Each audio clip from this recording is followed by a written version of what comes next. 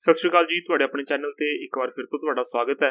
ਅਗਲਾ ਪ੍ਰਸ਼ਨ ਹੈ ਜੀ, ਸਮਾਜਿਕ ਵਿਗਿਆਨ ਦੀਆਂ ਸਮੱਗਰੀਆਂ ਮਤਲਬ ਕੰਟੈਂਟ ਦੇ ਵਿਦਿਅਕ ਵਿਸ਼ਲੇਸ਼ਣ ਪੈਡਾਗੋਗਿਕਲ ਐਨਾਲਿਸਿਸ ਦੇ ਕੰਮ ਨੂੰ ਸਹੀ ਕ੍ਰਮ ਦੇ ਵਿੱਚ ਲਿਖਣਾ ਹੈ। ਆਪਾਂ ਸਾਨੂੰ ABCD 4 ਸਟੈਪ ਗਿਵਨ ਨੇ, ਉਹਨਾਂ ਨੂੰ ਅਸੀਂ ਤਰਤੀਬਵਾਰ ਕਰਨਾ ਹੈ।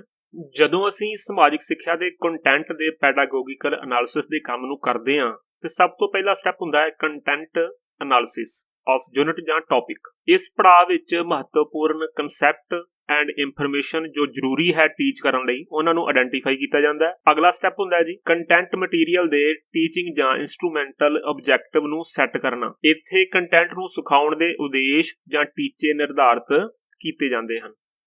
ਉਸ ਤੋਂ ਬਾਅਦ ਤੀਸਰੇ ਨੰਬਰ ਤੇ ਕਨਸੈਪਟ ਆਉਂਦਾ ਹੈ ਜੀ suggesting method, technique, teaching learning activities, equipment helpful for teaching learning of the topic। ਇਸ ਸਟੈਪ ਦੇ ਵਿੱਚ ਕੰਟੈਂਟ ਨੂੰ ਪ੍ਰਭਾਵਸ਼ਾਲੀ ਢੰਗ ਦੇ ਨਾਲ ਸਿਖਾਉਣ ਲਈ ਉਚਿਤ ਅਧਿਆਪਨ ਵਿਧੀਆਂ ਅਤੇ ਤਕਨੀਕਾਂ ਦੇ ਨਾਲ-ਨਾਲ ਸਿੱਖਣ ਦੀਆਂ ਗਤੀਵਿਧੀਆਂ ਅਤੇ ਉਪਕਰਨਾਂ ਦੀ ਚੋਣ ਕਰਨਾ ਸ਼ਾਮਲ ਹੁੰਦਾ ਹੈ। ਤੇ ਸਭ ਤੋਂ ਲਾਸਟ ਵਾਲਾ ਸਟੈਪ ਹੁੰਦਾ ਹੈ suggesting appropriate evaluation devices, ਉਚਿਤ ਮੁਲਾਂਕਣ ਯੰਤਰਾਂ ਦਾ ਸੁਝਾਅ ਦੇਣਾ। ਇਸ ਸਟੈਪ ਦੇ ਵਿੱਚ ਅਧਿਆਪਨ ਅਤੇ ਸਿੱਖਣ ਦੀ ਪ੍ਰਭਾਵਸ਼ੀਲਤਾ ਦਾ ਮੁਲਾਂਕਣ ਕਰਨ ਅਤੇ ਵਿਦਿਆਰਥੀ ਦੀ ਪ੍ਰਗਤੀ ਅਤੇ ਕੰਟੈਂਟ ਦੀ ਸਮਝ ਦਾ ਮੁਲਾਂਕਣ ਕਰਨ ਲਈ ਵਰਤੇ ਜਾਣ ਵਾਲੇ ਤਰੀਕਿਆਂ ਅਤੇ ਸਾਧਨਾਂ ਨੂੰ ਨਿਰਧਾਰਤ ਕਰਨਾ ਸ਼ਾਮਲ ਹੁੰਦਾ ਹੈ। ਇਹਦਾ ਸਹੀ ਕ੍ਰਮ ਹੋ ਜਾਏਗਾ ਜੀ B, A, D ਤੇ C। ਇਹ ਆਪਸ਼ਨ ਬਿਲਕੁਲ ਸਹੀ ਹੈ ਜੀ। ਅਗਲਾ ਪ੍ਰਸ਼ਨ ਹੈ ਜੀ ਸਮਾਜਿਕ ਵਿਗਿਆਨ ਵਿੱਚ ਪ੍ਰੋਗਰਾਮਡ ਸਿੱਖਣ ਦਾ ਫਾਇਦਾ ਹੇਠ ਦਿੱਤਿਆਂ ਵਿੱਚੋਂ ਕਿਹੜਾ ਹੈ? Which among the following is the advantage of programmed learning in social sciences? Screen ਤੇ ਦਿੱਤੇ ਹੋਏ ਆਪਸ਼ਨ ਤੁਸੀਂ ਪੜ੍ਹ ਸਕਦੇ ਹੋ। ਜਿਹੜਾ ਪ੍ਰੋਗਰਾਮਡ ਲਰਨਿੰਗ ਹੈ ਇਹ ਕੀ ਹੁੰਦੀ ਹੈ, ਇਹਦੇ ਬਾਰੇ ਗੱਲ ਕਰਦੇ ਹਾਂ। ਪ੍ਰੋਗਰਾਮਡ ਲਰਨਿੰਗ ਇੱਕ ਇੰਸਟਰਕਸ਼ਨਲ ਮੈਥਡ ਹੈ ਜੋ ਲਰਨਿੰਗ ਨੂੰ ਸੈਲਫ ਕੰਟੇਨਡ ਯੂਨਿਟ ਜਾਂ ਪ੍ਰੋਗਰਾਮ ਦੇ ਵਿੱਚ ਵੰਡਦੀ ਹੈ। ਇਹ ਸਿੱਖਿਆਰਥੀ ਨੂੰ ਤੁਰੰਤ ਫੀਡਬੈਕ ਪ੍ਰਦਾਨ ਕਰਦੀ ਹੈ ਤੇ ਉਹਨਾਂ ਦੇ ਜਵਾਬ ਦੇ ਆਧਾਰ ਤੇ ਉਹਨਾਂ ਨੂੰ ਅਗਲੇ ਪ੍ਰੋਗਰਾਮ ਲਈ ਗਾਈਡ ਕਰਦੀ ਹੈ। ਪ੍ਰੋਗਰਾਮਡ ਲਰਨਿੰਗ ਜਿਹੜੀ ਹੈ ਇਹ ਇੱਕ ਸਟਰਕਚਰ ਤੇ ਸੈਲਫ ਪੇਸਡ ਸਿੱਖਣ ਦਾ ਤਜਰਬਾ ਪ੍ਰਦਾਨ ਕਰਦੀ ਹੈ, ਲਰਨਿੰਗ ਐਕਸਪੀਰੀਅੰਸ ਪ੍ਰੋਵਾਈਡ ਕਰਦੀ ਹੈ। ਪ੍ਰੋਗਰਾਮਡ ਲਰਨਿੰਗ ਦੇ ਵਿੱਚ ਇੰਡੀਵਿਜੂਅਲ ਸਟਰੈਂਥ ਐਂਡ ਵੀਕਨੈਸ ਦੀ ਪਛਾਣ ਕਰਨ ਦੇ ਲਈ ਇੱਕ ਸਿਸਟੇਮੈਟਿਕ ਅਪਰੋਚ ਪ੍ਰੋਵਾਈਡ ਕਰਦੀ ਹੈ। Programmed learning help in enrichment of the curriculum. ਇਹ ਇੱਕ ਵਿਵਸਥਿਤ ਪਹੁੰਚ ਪ੍ਰਦਾਨ ਕਰਕੇ ਪਾਠਕ੍ਰਮ ਨੂੰ ਸੰਸ਼ੋਧਿਤ ਕਰਨ ਵਿੱਚ ਮਦਦ ਕਰਦੀ ਹੈ।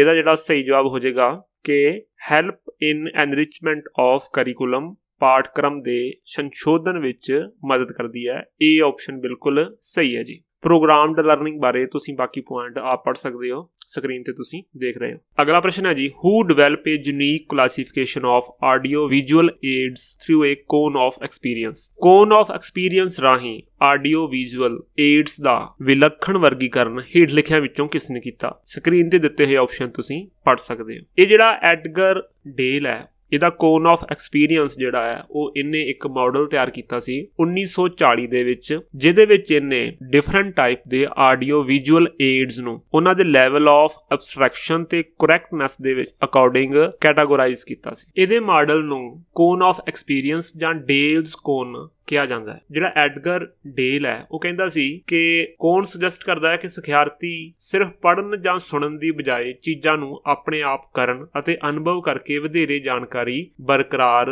ਰੱਖ ਸਕਦੇ ਹਨ। ਇਹਦਾ ਸਹੀ ਜਵਾਬ ਹੋ ਜਾਏਗਾ ਜੀ ਐਡਗਰ ਡੇਲ। ਅਗਲਾ ਪ੍ਰਸ਼ਨ ਹੈ ਜੀ ਕਿਹੜਾ ਸਮਾਜਿਕ ਵਿਗਿਆਨ ਵਿੱਚ ਪਾਠਕ੍ਰਮ ਨਿਰਮਾਣ ਦਾ ਸਿਧਾਂਤ ਨਹੀਂ ਹੈ? Which among the following is not the principle of curriculum construction in social science? ਇਹ ਜਿਹੜੇ ਦਿੱਤੇ ਹੋਏ ਆਪਸ਼ਨ ਨੇ ਇਹਨਾਂ ਦੇ ਵਿੱਚ ਜਿਹੜਾ ਸਭ ਤੋਂ ਡੀ ਵਾਲਾ ਆਪਸ਼ਨ ਲਿਖਿਆ ਹੈ ਪ੍ਰੀਖਿਆਵਾਂ ਨੂੰ ਆਸਾਨ ਬਣਾਉਣਾ, ਇਹ ਪਾਠਕ੍ਰਮ ਦੇ ਨਿਰਮਾਣ ਦਾ ਸਿਧਾਂਤ ਵਜੋਂ ਕੰਮ ਨਹੀਂ ਕਰਦਾ। ਡੀ ਆਪਸ਼ਨ ਬਿਲਕੁਲ ਸਹੀ ਹੈ ਕਿ ਇਹ ਸਿਧਾਂਤ ਨਹੀਂ ਹੈ। ਅਗਲਾ ਪ੍ਰਸ਼ਨ ਦੇਖਦੇ ਹਾਂ ਜੀ ਕਿਸੇ ਵੀ ਗ੍ਰੇਡ ਦੇ ਪਾਠਕ੍ਰਮ ਨੂੰ ਸਮਾਜਿਕ ਵਿਗਿਆਨ ਦੇ ਅਧਿਐਨ ਨਾਲ ਸੰਬੰਧਿਤ ਵਿਸ਼ਿਆਂ ਦੀ ਨਿਸ਼ਚਿਤ ਗਿਣਤੀ ਨੂੰ ਡੈਸ਼ ਕਿਹਾ ਜਾਂਦਾ ਹੈ। ਆਪਸ਼ਨ ਹਨ topical approach, integrated approach, correlated approach ਜਾਂ ਸਪੈਰੀਕਲ ਅਪਰੋਚ। ਆਪਾਂ ਇਹਨਾਂ ਸਾਰਿਆਂ ਬਾਰੇ ਥੋੜਾ ਪੜ੍ਹਦੇ ਹਾਂ ਜੀ। ਟੌਪੀਕਲ ਅਪਰੋਚ ਕੀ ਹੁੰਦੀ ਹੈ? ਜਿਹੜੀ ਟੌਪੀਕਲ ਅਪਰੋਚ ਹੁੰਦੀ ਹੈ ਇਹਦੇ ਵਿੱਚ ਸਮਾਜਿਕ ਵਿਗਿਆਨ ਦੇ ਅੰਦਰ ਖਾਸ ਵਿਸ਼ਿਆਂ ਜਾਂ ਥੀਮਾਂ ਦੇ ਦੁਆਲੇ ਪਾਠਕ੍ਰਮ ਨੂੰ ਸੰਗਠਨ ਕਰਨਾ ਸ਼ਾਮਲ ਹੁੰਦਾ ਹੈ। ਇੱਕ ਵਿਸ਼ੇਸ਼ ਗ੍ਰੇਡ ਦੇ ਪੱਧਰ ਤੇ ਨਿਰਧਾਰਤ ਵਿਸ਼ਿਆਂ ਦੀ ਸੰਖਿਆ ਨਿਸ਼ਚਿਤ ਕਰਨਾ ਸ਼ਾਮਲ ਹੁੰਦਾ ਹੈ। ਇੰਟੀਗ੍ਰੇਟਡ ਅਪਰੋਚ ਯਾਨੀ ਕਿ ਏਕੀਕ੍ਰਿਤ ਪਹੁੰਚ ਦੇ ਵਿੱਚ ਪਾਠਕ੍ਰਮ ਵਿੱਚ ਸਮਾਜਿਕ ਵਿਗਿਆਨ ਸਮੇਤ ਕਈ ਵਿਸ਼ਿਆਂ ਜਾਂ ਅਧਿਐਨ ਦੇ ਖੇਤਰਾਂ ਨੂੰ ਜੋੜਨਾ ਸ਼ਾਮਲ ਹੁੰਦਾ ਹੈ। ਇਹ ਵੱਖ-ਵੱਖ ਵਿਸ਼ਿਆਂ ਦਾ ਉਹਨਾਂ ਦਾ ਰੀਅਲ ਵਰਲਡ ਐਪਲੀਕੇਸ਼ਨ ਦੇ ਵਿਚਕਾਰ ਵੱਖ-ਵੱਖ ਵਿਸ਼ਿਆਂ ਤੇ ਉਹਨਾਂ ਦੇ ਰੀਅਲ ਵਰਲਡ ਐਪਲੀਕੇਸ਼ਨ ਦੇ ਵਿਚਕਾਰ ਜਿਹੜਾ ਸੰਬੰਧ ਹੈ ਉਹਦੇ ਉੱਤੇ ਜ਼ੋਰ ਦਿੰਦੀ ਹੈ।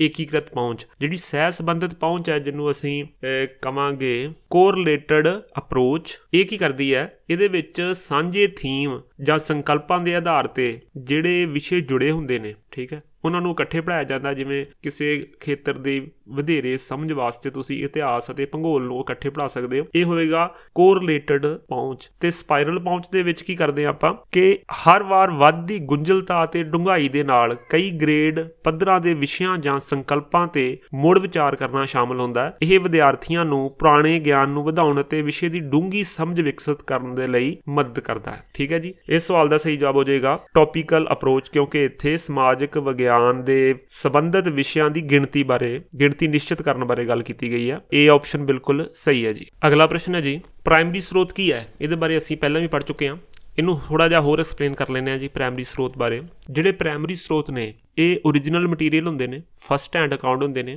ਇਹ ਕਿਸੇ ਘਟਨਾ ਦੇ ਸਮੇਂ ਜਾਂ ਇਸ ਤੋਂ ਥੋੜ੍ਹੀ ਦੇਰ ਬਾਅਦ ਬਣਾਏ ਜਾਂਦੇ ਨੇ। ਸਮਾਜਿਕ ਵਿਗਿਆਨ ਵਿੱਚ ਪ੍ਰਾਇਮਰੀ ਸਰੋਤਾਂ ਦੀਆਂ ਉਦਾਹਰਨਾਂ ਕਿਹੜੀਆਂ ਨੇ? ਜਿਵੇਂ ਕਿ ਸਵੈ ਜੀਵਨੀਆਂ, ਨਿੱਜੀ ਰਸਾਲੇ, ਸਰਕਾਰੀ ਦਸਤਾਵੇਜ਼ ਜਿਨ੍ਹਾਂ ਦੇ ਵਿੱਚ ਜਨਗਣਨਾ ਰਿਪੋਰਟਾਂ ਅਤੇ ਕਾਨੂੰਨੀ ਦਸਤਾਵੇਜ਼ ਆਦਿ ਹੋਣਗੇ, ਚਿੱਠੀਆਂ ਅਤੇ ਡਾਇਰੀਆਂ, ਮੂਲ ਖੋਜ, ਅਧਿਐਨ ਅਤੇ ਸਰਵੇਖਣ, ਫੋਟੋਆਂ ਅਤੇ ਰਿਕਾਰਡਿੰਗ, ਕਲਾਤਮਕ ਚੀਜ਼ਾਂ ਜਿਵੇਂ ਕਿ ਪੁਰਾਤੱਤਵ ਖੋਜਾਂ ਆਦਿ। ਇਸ ਟੇਬਲ ਦੇ ਵਿੱਚ ਮੈਂ ਪ੍ਰਾਇਮਰੀ ਸਰੋਤ ਤੇ ਸੈਕੰਡਰੀ ਸਰੋਤਾਂ ਨੂੰ ਰਿਪਰੈਜ਼ੈਂਟ ਕੀਤਾ ਹੋਇਆ। ਸੈਕੰਡਰੀ ਸਰੋਤਾਂ ਦੇ ਵਿੱਚ ਕੀ ਹੁੰਦਾ ਹੈ ਕਿ ਪ੍ਰਾਇਮਰੀ ਸਰੋਤਾਂ ਦਾ ਵਿਸ਼ਲੇਸ਼ਣ ਕੀਤਾ ਜਾਂਦਾ ਹੈ ਤੇ ਵਿਆਖਿਆ ਕਰਕੇ ਬਣਾਏ ਜਾਂਦੇ ਨੇ।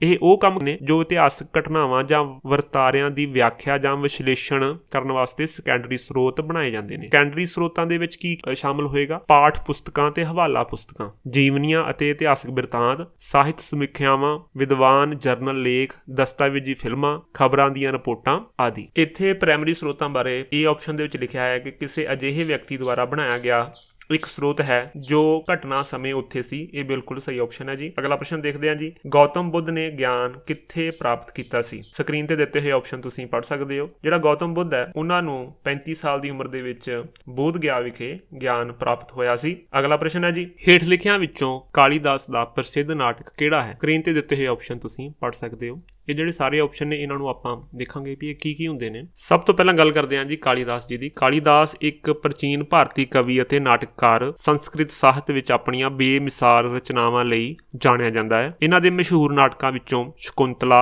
ਵੀ ਹੈ, ਜਿਹਨੂੰ ਅਭਿਜਨਾ ਸ਼ਕੁੰਤਲਮ ਵੀ ਕਿਹਾ ਜਾਂਦਾ ਹੈ, ਜਿਸ ਨੂੰ ਭਾਰਤੀ ਕਲਾਸੀਕਲ ਨਾਟਕ ਦੀ ਇੱਕ ਮਹਾਨ ਰਚਨਾ ਮੰਨਿਆ ਜਾਂਦਾ ਹੈ। ਇਹ ਨਾਟਕ ਰਾਜਾ ਦੁਸ਼ਯੰਤ ਅਤੇ ਸ਼ਕੁੰਤਲਾ ਦੀ ਕਹਾਣੀ ਹੈ। ਇਸ ਦਾ ਵੱਖ-ਵੱਖ ਭਾਸ਼ਾਵਾਂ ਦੇ ਵਿੱਚ ਅਨੁਵਾਦ ਕੀਤਾ ਗਿਆ ਹੈ ਅਤੇ ਗੋਇਥੇ ਦੇ ਫਾਸਟ ਸਮੇਤ ਬਹੁਤ ਸਾਰੀਆਂ ਸਾਹਿਤਿਕ ਰਚਨਾਵਾਂ ਨੂੰ ਇਸ ਨੇ ਪ੍ਰਭਾਵਿਤ ਕੀਤਾ ਹੈ। ਸ਼ਕੁੰਤਲਾ ਭਾਰਤੀ ਸਾਹਿਤ ਦੀਆਂ ਸਭ ਤੋਂ ਮਸ਼ਹੂਰ ਅਤੇ ਅਧਿਐਨ ਕੀਤੀਆਂ ਰਚਨਾਵਾਂ ਵਿੱਚੋਂ ਇੱਕ ਹੈ। ਇਸ ਸਵਾਲ ਦਾ ਸਹੀ ਜਵਾਬ ਹੋ ਜਾਏਗਾ ਜੀ ਬੀ ਆਪਸ਼ਨ, ਅਭਿਜਨਾ ਸ਼ਕੁੰਤਲਮ। ਹੁਣ ਜਿਹੜੀ ਰਵੀ ਕੀਰਤੀ ਕੀ ਹੁੰਦੀ ਹੈ ਇਹਦੇ ਬਾਰੇ ਗੱਲ ਕਰ ਲੈਂਦੇ ਹਾਂ ਜੀ। ਰਵੀ ਕੀਰਤੀ ਇਹ ਕਰਨਾਟਕ ਵਿੱਚ ਰਾਸ਼ਟਰਕੂਟ ਰਾਜਵੰਸ਼ ਦਾ ਇੱਕ ਦਰਬਾਰੀ ਕਵੀ ਸੀ ਅਤੇ ਉਹ ਆਪਣੀ ਰਚਨਾ ਅਹੋਲੇ ਪ੍ਰਸਤੀ ਲਈ ਜਾਣਿਆ ਜਾਂਦਾ ਹੈ।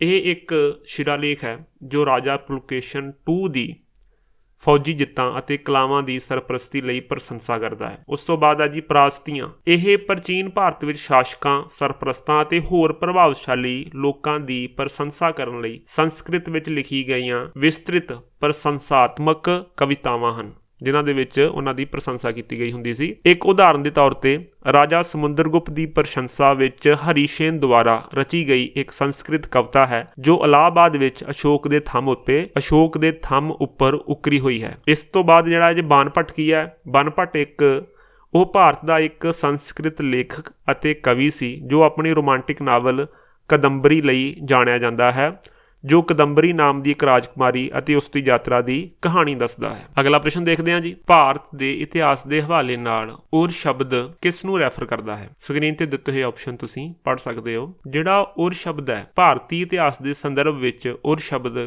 ਕਿਸਾਨਾਂ ਦੀਆਂ ਬਸਤੀਆਂ ਦਰਸਾਉਂਦਾ ਹੈ। ਇਹ ਆਮ ਤੌਰ ਤੇ ਛੋਟੇ ਸਵੈ ਨਿਰਭਰ ਭਾਈਚਾਰੇ ਸਨ ਜੋ ਖੇਤੀਬਾੜੀ ਅਤੇ ਹੋਰ ਸੰਬੰਧਿਤ ਗਤੀਵਿਧੀਆਂ ਵਿੱਚ ਸ਼ਾਮਲ ਸਨ। ਇਹਦਾ ਸਹੀ ਜਵਾਬ ਹੋ ਜਾਏਗਾ ਜੀ ਕਿਸਾਨਾਂ ਦੀਆਂ ਬਸਤੀਆਂ। ਸੀ ਆਪਸ਼ਨ ਬਿਲਕੁਲ ਸਹੀ ਹੈ ਜੀ। ਅਗਲਾ ਪ੍ਰਸ਼ਨ ਹੈ ਜੀ ਚੋਲਾ ਕਾਲ ਦੌਰਾਨ ਮੰਦਰਾਂ ਬਾਰੇ ਹੇਠ ਲਿਖਿਆਂ ਵਿੱਚੋਂ ਕਿਹੜਾ ਕਥਨ ਗਲਤ ਹੈ? ਸਕਰੀਨ ਤੇ ਦਿੱਤੇ ਹੋਏ ਆਪਸ਼ਨ ਤੁਸੀਂ ਪੜ੍ਹ ਸਕਦੇ ਹੋ। ਚੋਲਾ ਕਾਲ ਦੇ ਵਿੱਚ ਬਹੁਤ ਸਾਰੇ ਮੰਦਰਾਂ ਦਾ ਨਿਰਮਾਣ ਹੋਇਆ। ਇਹਨਾਂ ਦੇ ਵਿੱਚੋਂ ਜਿਹੜੇ ਰਾਜੇ ਨੇ ਜਿਹੜਾ ਮੰਦਿਰ ਬਣਵਾਇਆ ਉਹਦੇ ਬਾਰੇ ਮੈਂ ਇਹ ਸਾਰਾ ਕੁਝ ਲਿਖਿਆ ਹੋਇਆ। ਜਿਹੜੇ ਮੰਦਿਰ ਸਨ ਉਹਨਾਂ ਦੇ ਵਿੱਚ ਚੋਲਾ ਕਾਲ ਦੇ ਮੰਦਿਰ ਆਪਣੀ ਗੁੰਝਲਦਾਰ ਆਰਕੀਟੈਕਟ, ਨਕਾਸ਼ੀ ਅਤੇ ਮੂਰਤੀਆਂ ਲਈ ਮਸ਼ਹੂਰ ਸਨ। ਇਹ ਜਿਹੜੇ ਮੰਦਿਰ ਸਨ ਇਹਨਾਂ ਦੇ ਵਿੱਚ ਜਿਹੜੀਆਂ ਦੇਵਤਿਆਂ ਦੀਆਂ ਮੂਰਤੀਆਂ ਸਨ ਉਹ ਕਾਂਸੀ ਦੀਆਂ ਬਣਾਈਆਂ ਜਾਂਦੀਆਂ ਸਨ। ਇਹ ਮੰਦਿਰ ਸਿਰਫ ਪੂਜਾ ਦਾ ਸਥਾਨ ਹੀ ਨਹੀਂ ਸਨ ਸਗੋਂ ਆਰਥਿਕ, ਸਮਾਜਿਕ ਅਤੇ ਸੱਭਿਆਚਾਰਕ ਜੀਵਨ ਦਾ ਕੇਂਦਰ ਵੀ ਸਨ। ਹੁਣ ਇੱਥੇ ਲਿਖਿਆ ਹੋਇਆ ਹੈ ਬੰਜਾਵਰ ਵਿੱਚ ਬਹਿੰਦੇਸ਼ਵਰ ਮੰਦਿਰ ਵਿਜੋਲਿਆ ਚੋਲਾ ਦੁਆਰਾ ਬਣਾਇਆ ਗਿਆ ਸੀ, ਪਰ ਅਸਲ ਦੇ ਵਿੱਚ ਇਹ ਜਿਹੜਾ ਬ੍ਰਹਦੇਸ਼ਵਰ ਮੰਦਿਰ ਹੈ ਇਹਦਾ ਨਿਰਮਾਣ ਵਿਜੇਲਿਆ ਚੋਲਾ ਦੇ ਪੁੱਤਰ ਰਾਜਾ ਚੌਲ ਦੁਆਰਾ ਕੀਤਾ ਗਿਆ ਸੀ। ਇਸ ਕਰਕੇ ਇਹ ਜਿਹੜਾ ਡੀ ਵਾਲਾ ਆਪਸ਼ਨ ਹੈ ਇਹ ਗਲਤ ਹੋ ਜਾਂਦਾ ਹੈ। ਇਹ ਜਿੰਨੇ ਵੀ ਚੌਲ ਕਾਲ ਦੇ ਵਿੱਚ ਮੰਦਿਰ ਬਣੇ ਨੇ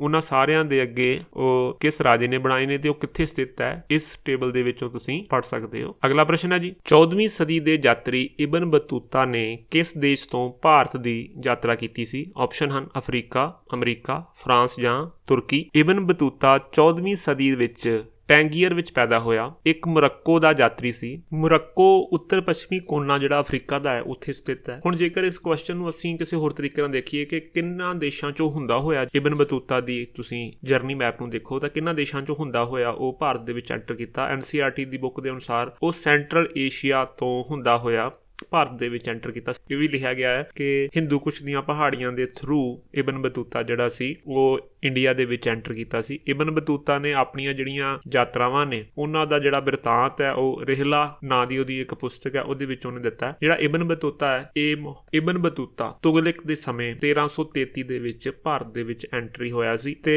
ਉਸਨੇ ਸੁਲਤਾਨ ਦੇ ਦੂਤ ਵਜੋਂ ਚੀਨ ਦੀ ਯਾਤਰਾ ਵੀ ਕੀਤੀ ਸੀ। ਇਸ ਸਵਾਲ ਦਾ ਸਹੀ ਜਵਾਬ ਹੋ ਜਾਏਗਾ ਜੀ ਅਫਰੀਕਾ। ਅਗਲਾ ਪ੍ਰਸ਼ਨ ਹੈ ਜੀ